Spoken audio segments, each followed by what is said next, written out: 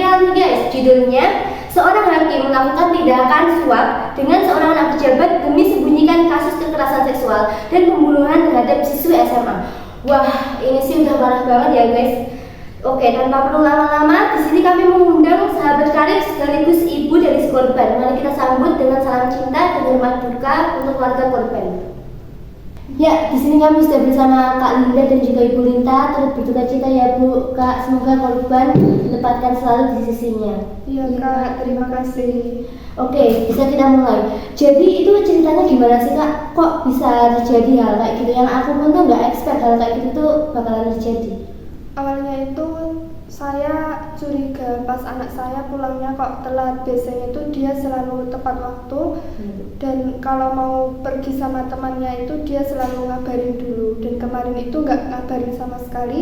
Sampai saya nanya Linda, kan teman dekatnya, Linda juga nggak tahu. Dan dari situ saya mulai panik sekali dan takut anak saya kenapa-napa. Terus dari situ Kak Linda ikut mencari keberadaan korban di mana gitu nggak Kak?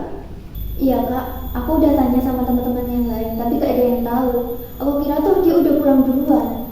Pas dikabarin sama ibunya kalau dia hilang tuh aku kaget banget. Terus coba cari bareng teman-teman yang lain. Gak nyangka banget sih sekarang dia udah meninggal Kak. Tapi bisa-bisanya hakim itu ngasih hukuman ringan ke si pelaku, padahal dia udah jadi korban pembunuhan.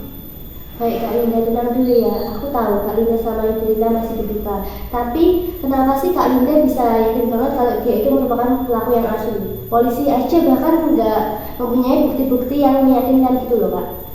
Aku yakin Kak, itu si pelaku itu tuh udah nargetin temanku dari lama.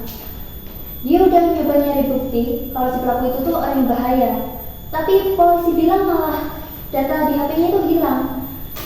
Aku udah lihat sendiri bukti yang teman aku dapat itu, tapi hakim tetap nggak percaya. Adik saya itu nggak mungkin yang ngikutin teman kamu. Adik saya itu anak baik-baik. Kalau emang baik, kenapa adik Mbak tiba-tiba datang ke saya buat ketemuan malam itu? Bahkan bukti CCTV hotel aja udah ada, kok tetap nyangkal? Itu CCTV-nya aja nggak jelas nanti adik saya. Kenapa maksa banget jadiin adik saya pelaku?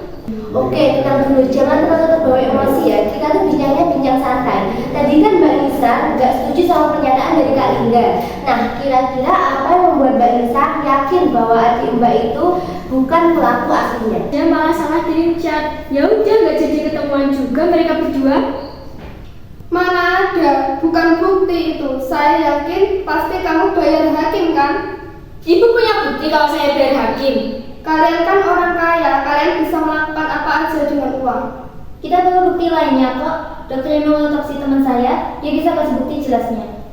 Oh, ada dokternya. Bisa tolong duduk di sini kita bahas kasusnya santai-santai aja nih. Halo Kak, halo Bu. Halo semuanya.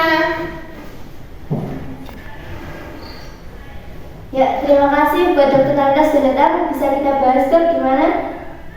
A few moments later. Baik, jadi saya setuju sama pihak korban ya. Soalnya tuh ada yang aneh. Sebenarnya saya otopsi korban tuh belum selesai. Tiba-tiba dari pihak polisi itu minta dihentikan. Katanya keluarganya tidak jadi meminta untuk dilakukannya otopsi. Terus waktu saya lihat berita tuh pelakunya hanya diberi hukuman 5 tahun penjara. Menurut saya itu nggak wajar ya. Curiga saya nggak sampai situ aja nih. Saat korban ditemukan di tempat TKP pagi itu, luka bekas pembunuhannya itu masih baru dan juga masih basah.